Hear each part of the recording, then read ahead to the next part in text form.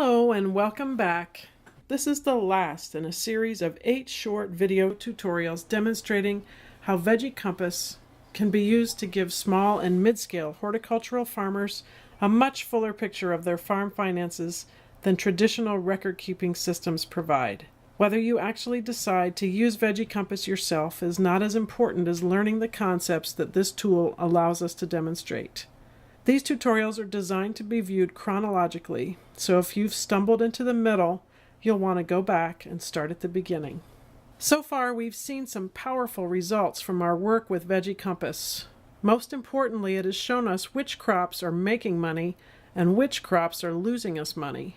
This last page of results gives us the broadest view of our business as a whole.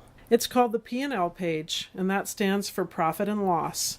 And it does show the profitability of each market channel and our whole farm. It's a one-page distillation of our farm business. This sheet shows how the different parts of your business work towards your goal of making a profit, or breaking even at least. This page you get to learn these concepts. 1, that production costs are just a piece of the profit puzzle, because marketing and general admin expenses greatly impact profitability. 2, that low-performing market channels should only be dropped after careful consideration. And 3, to work smarter and not harder. Now let's take a look at our sample numbers. Across the top, you'll see our market channels as before. You also can see that all of the on-farm production data is now totaled in column F. Next to that, the channel called Buy-Resell makes an appearance for the first time since the expense input page. We haven't seen it since then because it stands alone, apart from all those production costs. But it comes in now to play its part in your total business assessment. So right here you can easily see how much of the products you purchased and resold are contributing to your farm's finances, and can compare that to the contribution the crops that you produced on your farm make towards your bottom line. Let's take a look at this line by line. Line 3 lists your total sales figures for each market channel, just as we've seen in previous sheets. Line 4 shows how big a player each of your channels is as a percent of your total sales. For my farm, the farmers markets make up more than half of our business. No other channel comes even close. And then on line 5 comes in the production costs that we've seen on previous sheets. Line 6 shows the percentage of our sales that actually went to cover production expenses. You can see here that the percentage of sales that go to covering our production expenses are fairly even across most of our market channels. But the wholesale channel is higher for us because the prices we charge through wholesale are markedly less than through our retail channels. Thus, the production expenses are a higher percentage of the total sales in that wholesale channel. Line 8 is gross profit, which is just simply subtracting the production expenses from the sales in each market channel. This is how much money is left after production costs are paid that will go towards marketing, plus general management and admin expenses, and then after that, profits. And then line 9 is the percentage of gross profit as a part of sales. This simply shows the percentage of our sales that we have left after we've taken out the production expenses. No earth-shattering information is here that couldn't be obtained from the line above, but Veggie Compass just did the subtracting for you. As you look across our market channels, the gross profit numbers are fairly even. Also, again, the wholesale channel is a little off as it has a lower than 40% gross profit. But it all works out okay in the end. I'll show you in a minute.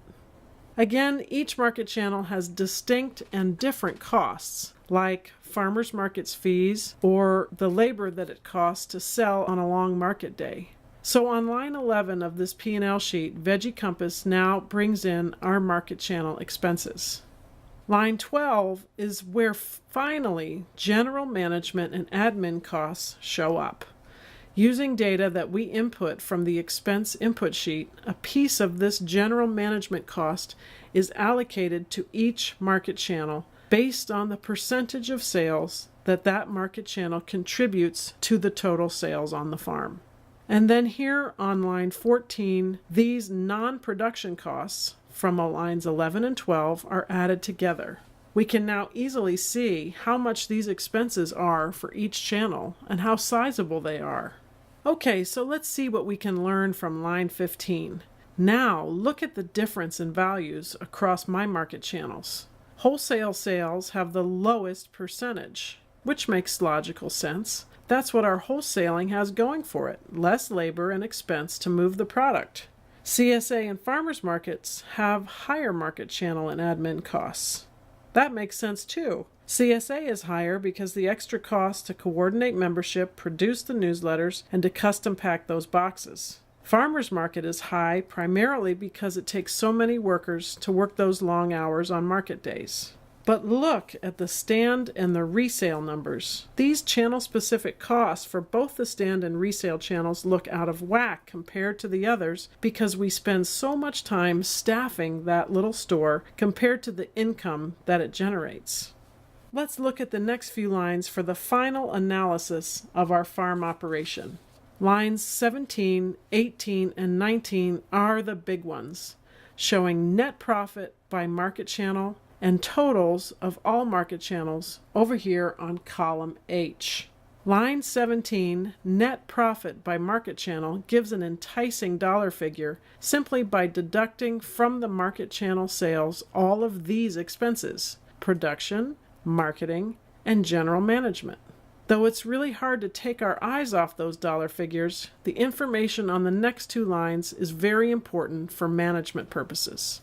Line 18 shows exactly how much of the market channel sales was profit. Just looking at the number can be a bit depressing though, leaving me thinking something like, we had $39,000 in sales through CSA and only 5% of that was profit? I have to remind myself that any profit is really good, especially since my salary and benefits do not have to be paid out of this. But this does give me incentive to try and increase that percentage. Is 10% realistic? And how can I make that happen? Here, line 19 shows how much each market channel contributed to the total profit. Okay, growers, so here now in black and white, in these three lines, you can see just how profitable each of our market channels is, how they compare to each other, and what they contribute to the total farm profit. For us, the farmers market channel is the most profitable in terms of total dollars towards profits. It's also the most profitable in that a higher percentage of that channel sales are actually profit. It's what's working best on my farm, weighing in at 11% profitability. But check this out. When we look at what percentage of our total profit each of our market channels contribute, our farmers markets are clearly carrying almost all of the weight. CSA and wholesale both contribute to profits, with net profits at 5 and 7%. But it's clear that we've got some losers, stand and resale, that are really trying to sink the farm. Now, I had a sense of much of this, as most growers do, about their operations, but seeing this in black and white, just like this on the page, makes it impossible for me to ignore. So by now, I can tell you're screaming at me, why do you keep having a roadside stand and losing money? So here are some of my responses. I didn't realize quite how much money we were losing at our stand until I did Veggie Compass for the first time. And since learning that it's a loser, we've come up with some new ideas to help reduce the labor cost associated with running our stand. For one thing, during the shoulders of the summer season, we now run the stand as a self-service honor system stand. So believe it or not, it's losing a good bit less money than it was before, even though it's not yet profitable. The real reason that we persist in marketing at the roadside stand is because it's part of our ethic that we should be serving our closest neighbors and that fostering these local relationships will serve us well in the future as we continue to fight nearby land development battles. Thus, I'm willing to keep this market channel even if it doesn't quite make a profit. But hey, I'm no dummy. I know we need to work on further reducing these losses. One way you could use the information on this P&L sheet is to think about how much you enjoy or dislike the work involved in making sales through a channel that doesn't make the profits you desire. If it's just barely profitable and you really don't enjoy the work, then you might start thinking about dropping that channel. Let's face it, quality of life is as important as profitability. But you can't make a rash decision. So to consider actually dropping a channel, you should think of these important questions. 1. Whether and how you make up those sales via your other market channels. Will you grow the same crops and just sell them differently? Or will you adjust your crop mix? Or are you just going to grow less crops all around? Secondly, an unprofitable market channel may still have been helping to cover those general admin and management costs. Can sales increase in your profitable channels to continue to cover those costs? And 3, similarly, sales in a less than profitable channel may also have been contributing to covering production-related costs, like the greenhouse and irrigation. How will those costs get covered in your new market scenario? The important concept to note is that the information you need to start making the right decisions for your farming operation is all here in the Veggie Compass. This P&L sheet lets you see exactly how each of your market channels are performing, what they contribute or take from your profits. You can refer to the sales output page in order to see which crops are profitable and through which channels. And you can look at the cost of production by crop to get a better idea where you may be sinking the most money into any particular crop. This is powerful information. It gives you the power to work smarter and not harder to improve your bottom line. Lines 22 through 25 bring in the other non-operating income sources that we entered way back in the sales input sheet. This other farm income, added to the net profit by market channel in cell H26, gives us total net profit. This is the grand total of profit from this horticultural operation. Again, if you've already included your labor on the expense input sheet, any profit you see here is a real cause for celebration. As we wrap up this series of tutorials, we hope you've come to realize that the more you know about what your individual crops are costing you to produce and sell, how your labor dollars are spent, and what your market channel costs are, the better able you are to make good decisions about your farm finances. If you are like me, before you've even actually entered your own data into the Veggie Compass, you've already started thinking of ways to improve your record keeping, ways to improve your labor efficiencies, and specific crops that you really want to track carefully to see if they're being a drain on your profits, and specific market channels you know you want to make changes in, just by being reminded that all of this plays a significant role in your profitability.